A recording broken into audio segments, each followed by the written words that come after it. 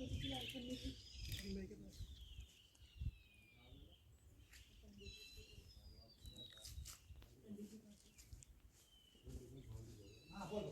जी एक और पन्नी चाहिए वही जब बैठो ना वही पर जो लाभ कर